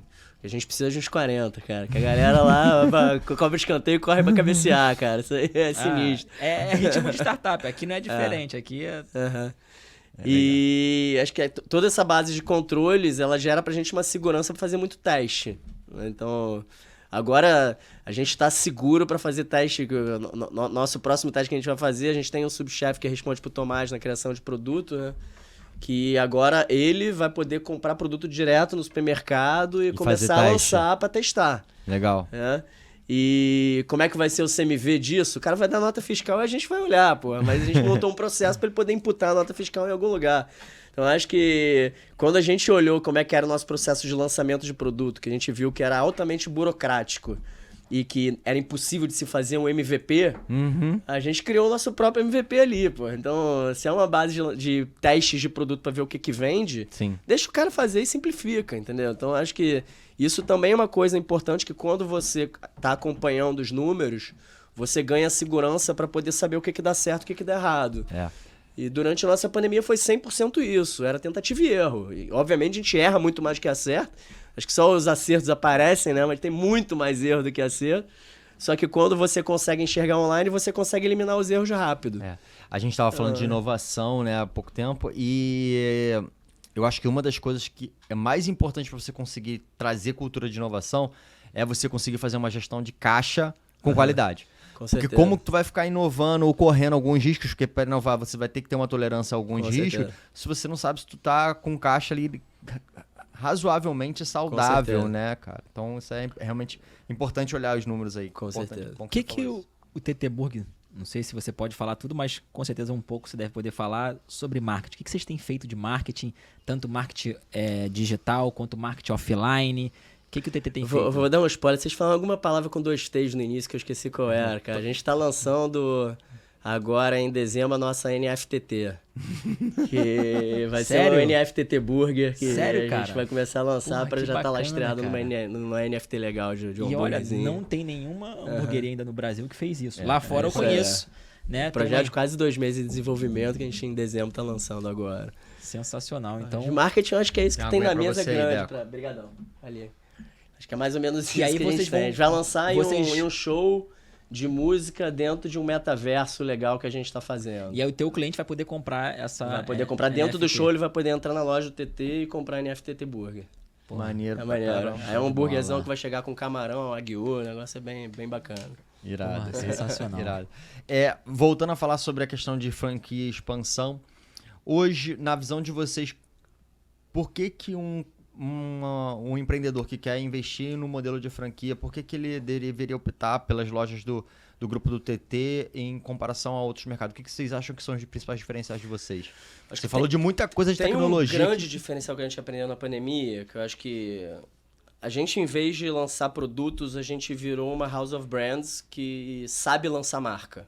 Eu acho que tem muita house of brands que tem marca pra cacete. Acaba que não é uma loja de marca, mas é uma loja que só quer vender a franquia e foda-se, né? Nosso objetivo não é esse. Então, o que a gente entendeu? Que a gente precisa ter pouco insumo dentro de loja para facilitar o controle, pouco processo para poder depender o mínimo possível de gente, que eu acho que isso é fundamental. Quanto mais você depende de gente, mais problema você tem. E eu sou apaixonado por gente, tá? Mas a gente quer depender o mínimo possível de gente, então todos os nossos produtos já chegam em loja praticamente prontos, a gente tem pouquíssimos processos de pré-produção dentro do TT, então todo o nosso processo de treinamento ele é muito mais focado em preparo do que produção. Sim. E atingimento de públicos-alvos diferenciados, né? Tanto de alta renda quanto de baixa renda em uma mesma linha de produção. Então, hoje, além da taxa, que é super competitiva, que a gente paga no iFood, que tem um marketplace imenso, a gente consegue ter uma cozinha que, ao longo dessa mesma linha de produção, utilizando mesmos insumos para várias marcas, o empreendedor usa a nossa plataforma de tecnologia, que é Plug and Play de marca, né, multimarca, que ele vai poder dar certo mesmo com marcas que dão errado. Então, o empreendedor ele pode atingir o limite da produção da cozinha tendo um TT que exploda de vender, ou um TT que venda mal, um Tontique que venda mal, um Marola que venda mal, um Três Gotos que venda mal, a marca de cachorro-quente que a gente vai lançar que também vai vender mal e tudo mais. Mas quando você soma tudo, você está vendendo bem, porque são múltiplos produtos, né? Sim. Nada mais é na linha de produção, quando você está lançando uma marca, é um produto que você está lançando e no final da linha de produção você veste um produto diferente, né? Sim, Então, isso que você falou isso é muito simples. é um ponto sensível e até polêmico aqui, vou ser um pouco polêmico agora. Vai. O que acontece? Você falou assim, pô, a gente lança a marca, mas a gente se preocupa com aquela marca, né? Eu simplesmente quero vender franquia, né? E hoje tem acontecido, por isso que eu falei polêmico, tem acontecido um movimento no mercado que existe algumas marcas lançando dark kitchen, ou seja, lançando outras marcas dentro da mesma cozinha, só que sem fazer brand, sem fazer marca, sem fazer Instagram, sem fazer nada, simplesmente lança lá e se garante no marketplace, né? Porque hoje é muito fácil, ele às vezes já tem uma loja forte e aí já tem uma taxa, talvez não seja tão boa quanto a tua, mas é uma taxa boa. E aí ele pensa assim, cara, eu vou abrir outra operação aqui, só que aí ele contrata funcionário, porque ele precisa de gente para trabalhar, ele compra um maquinário específico para um outro produto que não é aquele que ele usa. Enfim, ele faz uma série de investimentos e pauta todo o negócio dele em cima do marketplace. Ou seja, ele acredita que o marketplace vai garantir ele ali. E, às vezes, no início até ele consegue, mas depois começa a aumentar o volume, começa a aumentar a oferta de gente, e aí ele não consegue se Seria sustentar. como se, por exemplo, tivesse funcionando uma operação do Marola junto com uma operação na mesma rampa do que o TT. Sim. Na verdade, a gente sabe o limite de produção de todas as nossas lojas. Sim. Então, quando a gente lançou o Três Gordos, a nossa chapa do TT Burger estava ociosa. Sim. Então a gente aproveitou o espaço ocioso. Quando a gente lançou o Tom Chicken, a nossa fritadeira estava ociosa. Então a gente lançou o Tom Chicken. Legal. Então a gente começa a olhar dentro da linha de produção quais são as oportunidades que a gente tem, né? E com isso a gente vai minimizando o risco. Sim. Foi isso que eu falei. Acho que se você tiver uma cozinha que numa mesma linha de produção vende 6 marcas que dão errado, você vai ter um total que dá certo. Né? Sim, mas o que você está falando de processo, né? Sim, mas no caso de vocês é diferente porque você se preocupa com a marca, assim. Independente do cara vender um produto diferente ou não, eu acredito que o cara, por exemplo, imagina que você montasse essa marca, Três Gordos, e deixasse ela sozinha lá na e achar que ela vai fluir. Ou seja, você não criar uma logo pra essa marca, não criar um... O que pintar, pintou. Exatamente, isso que eu acho errado. Isso precisa ser feito com muito cuidado, né? Pra você ter uma ideia, o Marola, a gente demorou 2 meses discutindo o nome. Porque os nomes que apareciam na nossa frente, a gente até aprovava alguns, mas no que desligava a vídeo, eu e o Tomás, a gente conversava e já, pô, ainda não tô apaixonado, então não vamos aprovar. Sim. Deixa o pessoal estressar e trazer mais ideias.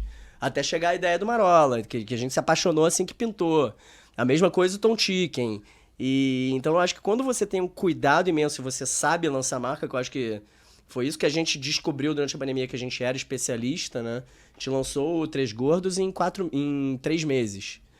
Então, pô, sendo no auge da pandemia, lançar uma marca em 3 meses, pô, com toda a parte de papelaria, de impresso, de comunicação, Essas são coisas que só a pandemia faz também. É isso. Então, a gente se especializou no processo de lançamento de marca. E existe um processo. Não é uma coisa simples que vem na cabeça de alguém a ideia da logo. Não, a gente tem um processo muito bem desenhado, muito bem estruturado, que cada pessoa e cada área sabe quais são os seus papéis. Até que se chegue à aprovação, demora e é estressante ao extremo, né? Isso não quer dizer que a gente vai acertar em todas as marcas que a gente vai lançar, obviamente, mas a gente está mirando aí, sei lá, 80%, 70% de acerto. Mas tem algumas outras marcas que a gente deve lançar nos próximos anos. A gente lançou 2 marcas em 2 anos, durante a pandemia. A gente lançou a terceira agora, que é o Marola. E para você ter uma ideia do cuidado que a gente está fazendo, a gente ainda não está franqueando o Marola, porque Marola a gente tá com acha... quantas unidades? 2? O Marola, ele tá com Na Olegário tem, eu sei. 4 lojas. 4 Quatro lojas. lojas. Isso. Já tá dentro de 4 lojas, né? Operando na mesma Aham. linha de produção. Mas a gente ainda não franqueou porque a gente ainda tá inseguro com a parte logística do Marola. Produto.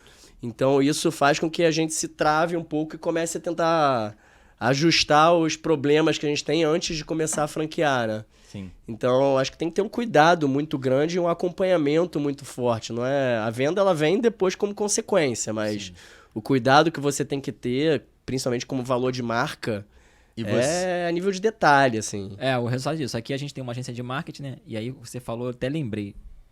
Já chegou, Zé, pra um restaurante aqui. Falou assim, não, porque eu tenho 6 marcas na Dark Kitchen e elas não estão vendendo bem. E aí agora eu preciso que você faça o marketing das 6 marcas. Só que eu preciso que você faça um desconto, porque eu não vou contar Ai, pagar. ferrou, cara. Cara, não tem como fazer milagre, pô. Como é que eu vou criar 6 identidades diferentes? Como é que eu vou fazer 6 campanhas diferentes? São produtos diferentes. E ainda dá desconto, aí ferrou, Ainda dá desconto. né? Mano, não tem como, entendeu? E aí eu falei assim, cara, olha o que os caras estão fazendo. E não é pouca gente que tá fazendo isso não, tá? E aí, assim, aí depois quer botar a culpa no iFood. A culpa não é do iFood, a culpa é dele que não. Entendeu? Mas eu acho que muitas vezes isso também pode ser estratégico, tá? Posso estar falando besteira, mas a minha impressão, por exemplo, o Grupo Rão faz isso como estratégia. Eles, a parte de marca deles é fraca, mas eles têm 1 milhão de possibilidades dentro do mesmo portfólio que também minimiza o risco do franqueado. Sim. É um modelo diferente do meu, né? Eu enxergo um modelo completamente diferente. Mas, por exemplo, o Rão, ele faz ali o Instagram dele, concebe a marca, né? Tem tudo direitinho. Eu tô falando que esses caras não fazem nada, cara. Eles simplesmente criam uma logo lá, tipo a pizza. O cara, tipo assim, o cara tinha uma hamburgueria, agora eu vou lançar uma pizzaria. Ele bota lá pizza e joga. Só que ele tem que fazer alguns investimentos pra isso, né? Porque às vezes o cara vende hambúrguer, vai montar, aí tem que comprar um forno, um negócio. E aí o cara vai fazer, daqui a pouco, não, vou abrir também um negócio de poke.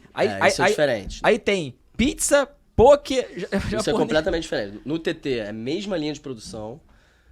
Basicamente A gente mesmos só insumos. investe quando a demanda realmente é adicional. Ou seja, pô, quando a gente lançou o 3 Gotas, a gente não contratou uma pessoa a mais nem botou um equipamento a mais. Pegou a parte ociosa e tá ali. Aí o 3 Gotas começou a vender muito, a gente pegou uma pessoa e botou responsável só uma chapa pro 3 Gotas, porque a demanda explodiu. É a mesma coisa com Marola. Então, não tem nenhum investimento, a não ser tempo e suor para desenvolver marca e tudo mais, antes da marca se viabilizar. Então, é a mesma linha de produção. A gente no TT nunca vai vender pizza, a não ser que seja uma pizza de frigideira. Pode ser.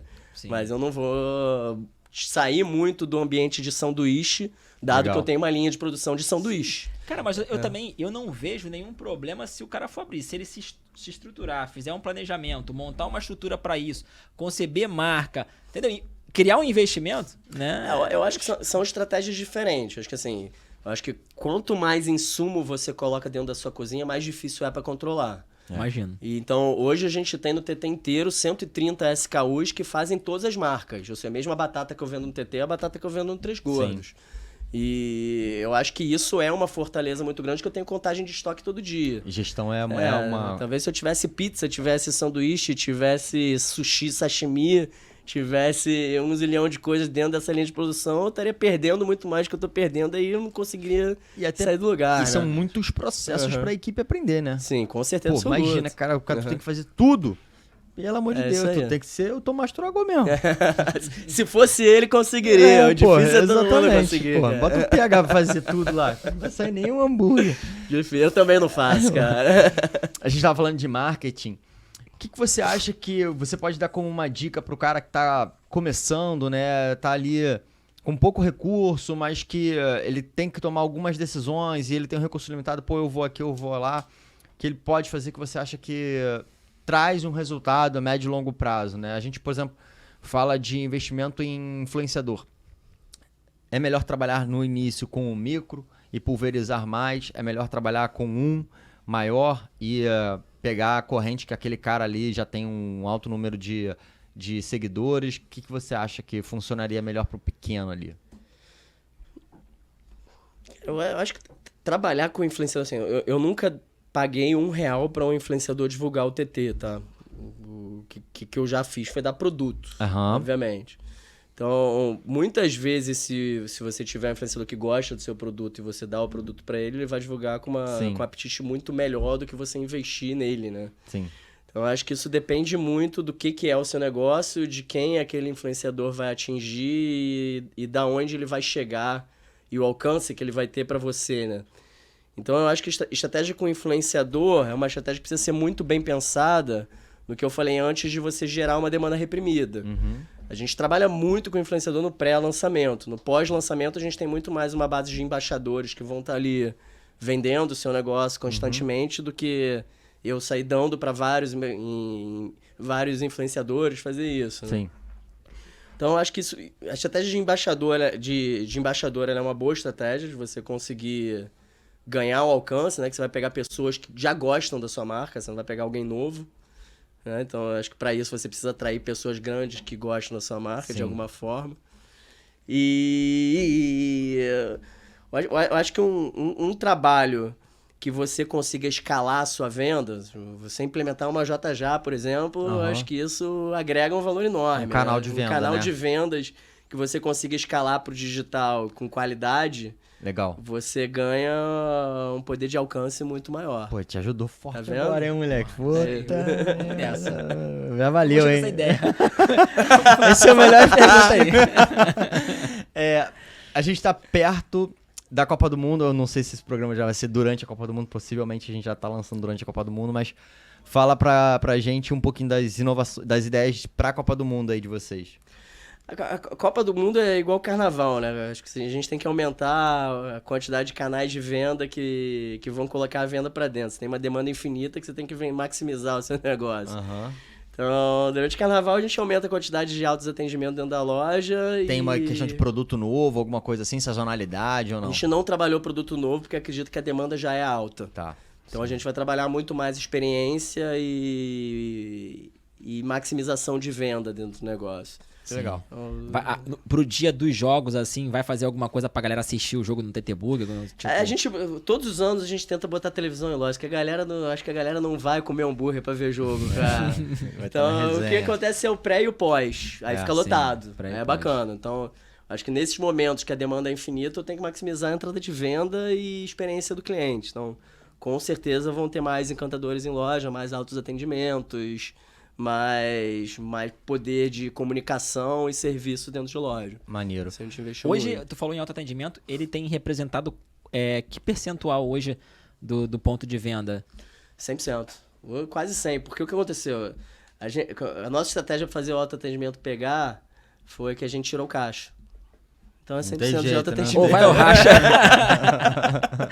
É igual aquele cara que chega É muito simples, chega cara. pra guerra, né? Aí ele chega no continente, aí o cara bota fogo nos barcos, né? Não tem volta. Não tem volta. E aí o que aconteceu? A gente tinha um encantador e tinha um caixa dentro de todas as lojas. O que a gente fez? Pô, tira o caixa, bota o encantador entre os autoatendimentos e o encantador atende 4 pessoas ao mesmo tempo. Vai estar na mesma fila ali, quer alguma ajuda, não quero tirar dúvida e tudo mais. Maneiro.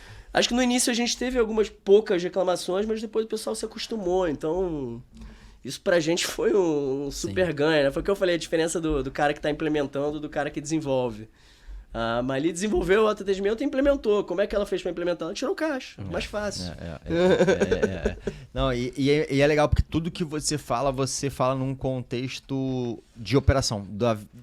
Enxergando o processo e vendo, pô, vou botar um cara que o cara vai atender 4 ao mesmo tempo, isso vai tirar ali meu problema de atendimento e tudo mais. Antes da gente encerrar, Rafa, tem uma iniciativa muito legal de vocês, a gente estava até conversando antes do programa começar, que é o Multirão.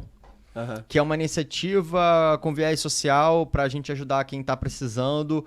Comenta um pouquinho de como funciona, quais são as últimas... Eu acho que é bacana pegar um pouco da história do Mutirão, que eu acho que o Mutirão foi um movimento que ele foi se formando com o tempo. O que aconteceu? Em 2014, no Dia do Pão, a gente foi pela nossa loja do Arpador de madrugada e fez 100 hambúrgueres para os sócios pegarem esses hambúrgueres e distribuírem para pessoas em situação de rua. Acho que o grande objetivo ali foi se manifestar contra uma lei que, no mínimo, inibia o empresário de restaurante a doar comida, que diz que se o beneficiado passar mal e processar o restaurante, o empresário pode até ir preso por causa disso. Né? Essa lei ainda existe, né?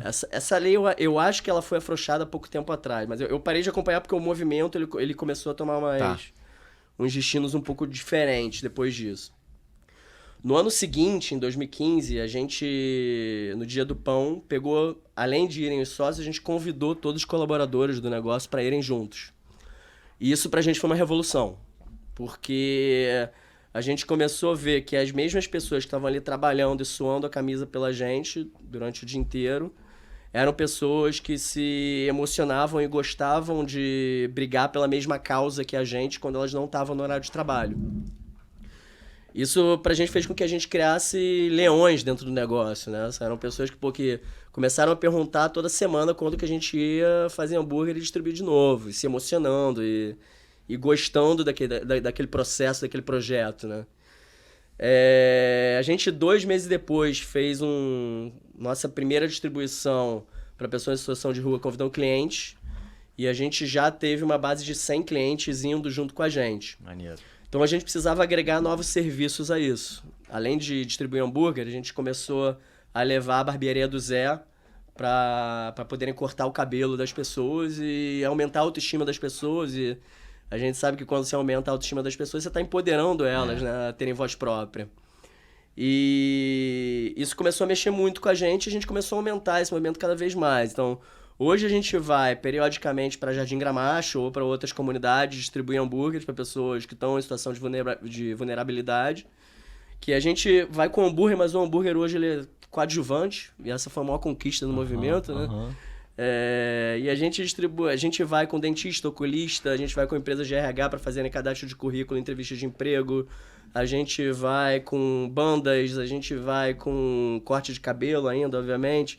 A gente vai com veterinários e múltiplos outros serviços que agregam valor naquela comunidade e fazem com que os voluntários eles sintam a necessidade de criar outros projetos ou participar de outros projetos voluntários. Legal. Então, hoje o nosso país tem uma base ali de 4% das pessoas que entre 18 e 25 anos que participam de algum trabalho voluntário, enquanto no mundo inteiro esse percentual é de 30%. Então, a gente acredita que isso no país ele é inviabilizado pela ausência de facilidade para as pessoas poderem fazer isso, né? Sim. Então, o Mutirão nada mais é do que um projeto que facilita o voluntário a ir para dentro de alguma comunidade e tomar o choque de realidade, né? Porque eu acho que o grande barato disso é o soco no estômago que você leva quando você chega dentro dessas comunidades. E consiga criar uma sementinha dentro dele para ele poder mudar o mundo de alguma forma. O propósito do TT hoje é fazer a diferença na vida das pessoas. E a gente aborda o fazer a diferença na vida das pessoas como estratégia dentro de cada stakeholder de uma forma diferente. Então, no stakeholder sociedade, a ferramenta que a gente tem é o Mutirão. Sim. No stakeholder cliente é o Encante, que é o sistema que a gente desenvolveu de encantamento. Mercado de cliente. No sistema colaborador, é com toda essa base de benefícios que a gente tem. Legal. Então, cada stakeholder do nosso negócio tem uma base de sistêmica e tecnológica que a gente consegue fazer a diferença na vida dele. Tá conectado com o propósito de vocês. Exatamente. Pô, essa é a estratégia macro do negócio. Muito né? Então, maneiro. quando você vai descendo, você tem todas as pessoas sabendo o que elas precisam fazer para poder fazer essa diferença. Muito maneiro. Muito bom. Isso é uma coisa que eu bato muito na tecla aqui, que quando você sabe o que você quer, né, fica muito mais fácil você tomar as decisões. Exatamente. E não só seguir o flow, né? Vocês querem fazer a diferença na vida das pessoas e vocês estão vendo como vocês podem fazer isso em cada etapa, né? E o sucesso do negócio está baseado nisso aí. O resto Graças a Deus. É consequência. Maneiro pra caramba. Rafão. Hoje o Mutirão ele conta com uma base de mais de 6 mil cadastros de pessoas que já participaram. E, em média, a gente está indo com 200 a 300 pessoas para dentro de Jardim Gramacho a custo zero, porque todos os fornecedores entram com a gente, inclusive fornecedores de tecnologia, banco com logística, o que se quer. Ninguém entra com dinheiro, sempre é com infra, ou com produto, ou com doação, com o que for. Acho que o objetivo não é dinheiro. E o valor agregado está exatamente aí, né? Cada um fazendo a sua parte e fazer de fato o Mutirão. E já fica aqui a minha disponibilidade como a Rio Quality, quando a gente puder contribuir. Dia 17 de dezembro é o próximo. Legal. Jardim Gramacho, se quiserem anotar aí. Tá... Com certeza. Legal. Inclusive, a minha equipe, a gente está conversando sobre isso, né? Para a gente fazer uma ação dessa, né? A gente queria levar conhecimento essa galera, sabe? Então, de repente, Super legal. imagina se o JJ entra nesse teu evento, a gente, de repente, ensinando o jovem da comunidade a fazer marketing, ou então dando treinamento Super de legal. vendas pra ele, que a gente também tem Super muita bacana. expertise aqui, então Vamos nessa, show animal. tô dentro. Já vou Legal. conversar com a galera aí pra gente trabalhar. Fechado. Muito Fechado. bom. Tem sempre as perguntas aqui que a gente quer a tua contribuição. Só ainda, antes da gente ir para as etapas finais, sobre marketing ainda, o TT hoje está fazendo alguma ação de marketing offline? Cara, a gente aborda muito a parte off dentro de eventos que a gente entra dentro de cada cidade, né? Então, em Brasília, antes da gente abrir a loja, a gente fez evento offline para pessoas que eram nosso público-alvo poderem começar a ganhar esse poder de escala e comunicação. Uhum. Então, no pré-lançamento, a gente faz muito off. Sim. Na sustentação, a gente tem evento dentro de loja, que a gente começa a fazer... A gente tinha um evento aqui no Leblon que chamava Quinta Jazz, que o cliente levava 1 quilo de alimento não perecível que depois a gente doava no mutirão e comprava um TT e uma batata e ganhava chopp liberado a noite inteira, com um showzinho de jazz também liberado. Maneiro. Então, esse é o tipo de abordagem off que a gente coloca de pé. Sim. E no marketing digital hoje, o TT tá fazendo tráfego, já tá no TikTok, como é que tá a parte de marketing digital? Cada marca tem a sua rede. Interessante. TikTok, a gente já tá no TikTok. Eu acho que o TikTok, inclusive, é a rede que mais cresceu. O TikTok é o Facebook de antigamente, né? Exatamente. E o Facebook, a gente tem visto que cada vez menos com alcance menor, né? Então, acho que existe até uma discussão interna se desativa ou não desativa o Facebook. Quando você fala Facebook, você tá falando do Meta em geral ou No só do Facebook em si. Ah, O Facebook Instagram em a gente vê um alcance grande, claro. Sim. Uhum. Então, acho que hoje as principais pra gente é TikTok e Instagram. E hoje vocês fazem tráfego para Instagram? Você tem alguma... É interno? É externo isso? Como é que Tudo funciona? interno, 100% interno. A gente Tudo tem uma interno. equipe de marketing interna, com designer, com Sim. redator. Que com tá tudo. dentro dos teus 20 que você Tá falou. dentro dos 20. Isso aí. Sim. Gestão de tráfego, tudo. Tudo 100% interno. Acho que a gente tem muita ideia. É verdade. Sim, Então, eu pra vi. gente se planejar, Mas muitas vocês vezes têm- fica difícil. Vocês têm muito... Inclusive, eu ia te perguntar, assim, como é que surge tanta ideia boa, assim. Aqui na empresa a gente sempre se reúne pra isso. E lá é assim Aham. também? Tipo, vocês... Muito, muito. É que a gente tem nessa reunião diária que a gente prioriza as ideias, obviamente. Mas nessa priorização de ideia, pô, tem muito mais ideia pra trás do que ideia sendo executada, cara.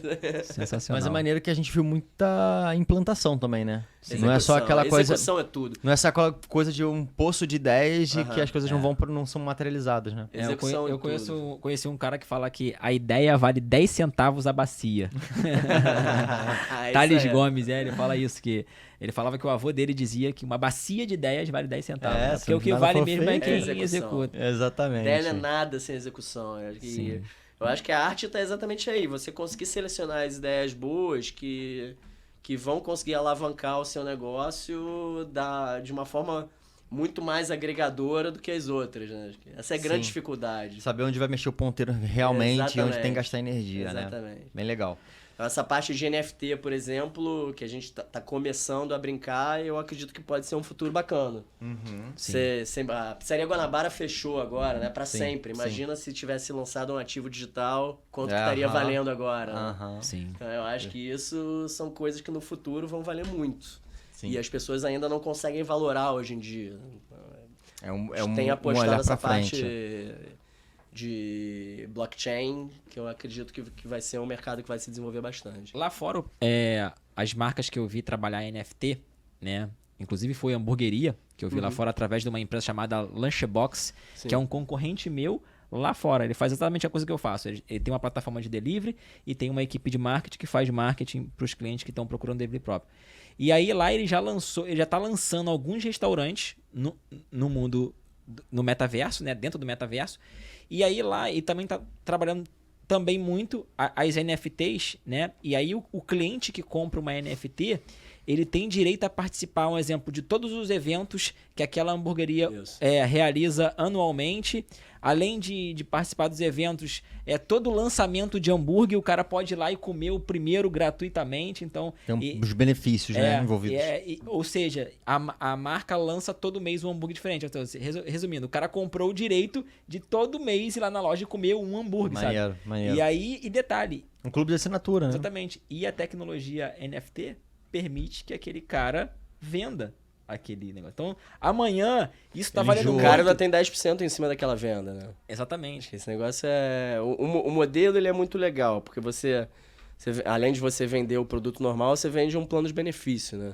Então, o NFT do TT vai dar um desconto vitalício em todos os produtos, para quem tiver sob quem tiver de dono daquela NFT. E quando a NFT for vendida, um percentual da venda ainda vai pro bolso. Sim. Então, conforme ela se valoriza, você também vai botando para dentro Exatamente. dinheiro. Não, né? e digamos que daqui a 6 meses ele queira falar assim, cara, eu vou parar de vender essa NFT porque já deu a minha cota. Então quem tem vai super valorizar, né? Pô, eu sou o cara que tem uma parada do TT que eu posso todo mês ir lá comer de graça, eu participo dos eventos do cara, isso vai ter um valor. A gente vai lançar só 100 gigante. NFTs e esse é o projeto piloto que a gente está lançando. Esse projeto, ele indo para frente, a gente começa a desenvolver talvez até uma loja só de NFT. Maneiro. Pode ser uma coisa bacana. Maneiro. Legal. Show. Pô, Vamos aos finalmente? Vamos lá, você com a pergunta de todo episódio, vamos lá. Decão, a gente sempre pede aqui uma contribuição de um conteúdo que te marcou ou que te impactou recentemente, ou, enfim, ao longo da sua jornada. Pode ser um livro, pode ser um filme, enfim, algo que você pode compartilhar com quem tá nessa jornada aí, mirando ser aí uma empresa como o TT é hoje, que você pode compartilhar com a gente aí pra gente aprender mais um pouquinho contigo. Antes dele responder, vou fazer aquele suspense. Tomei um susto, né? aqui agora. Rufa os tambores. Não, vou aproveitar esse momento, todo mundo que vai querer ouvir agora. Vou falar pra vocês aqui, quem quiser fazer o curso do JJA, né? Um curso de como performar melhor no delivery, toda terça-feira, às 2h30, aqui na sede do JJA. É um curso inteiramente gratuito, né? E você que está assistindo esse podcast especificamente, né? Para os próximos 2 meses eu vou deixar você vir fazer o curso, mesmo não sendo cliente do JJA. Então é só entrar no nosso Instagram, né? E se inscrever lá no curso, lá, falar eu quero participar, que a nossa equipe vai entrar em contato com você. Conteúdo top, de graça, galera. E lembrando que esse podcast, o Pod RJ, é uma iniciativa da Rio Quality e do JJA. Pessoal, se inscreve no canal, dá essa moral aqui, né? Para que esse canal possa ser difundido cada vez mais e a gente ganhe cada vez mais audiência. Então a gente depende de vocês, queria pedir aí. Então, vamos nessa. Galera do Mutirão do TT aí, ó. Pô, se inscreve, compartilha, ajuda a gente a trazer cada vez mais galera boa aqui. Quem quiser se inscrever é mutirão.ttburger.com.br. Ah, legal, pô, boa. Marketing é me matar. Muito legal. Pode continuar. Não, eu quero falar de conteúdo legal. Acho que tem um livro chamado O Poder da Influência. Acho que é do Jonah Berger. Que é... Ele fala exatamente tudo isso que a gente trabalha no dia a dia do TT para você poder fazer com que as pessoas que estão do seu lado, elas possam se transformar em pessoas que influenciam outras, né? Legal. Então isso é bem bacana, porque você está empoderando pessoas a serem grandes influenciadores. Esse é um livro bacana de todo mundo ler. Muito bom. Legal pra caramba. Deco, vou deixar aqui pra você uma simples lembrança do JJA. pra você ter mais ideias, escrever todas as ideias. Demais, aí. fechou. No Tô precisando de um desses que eu só anoto no telefone.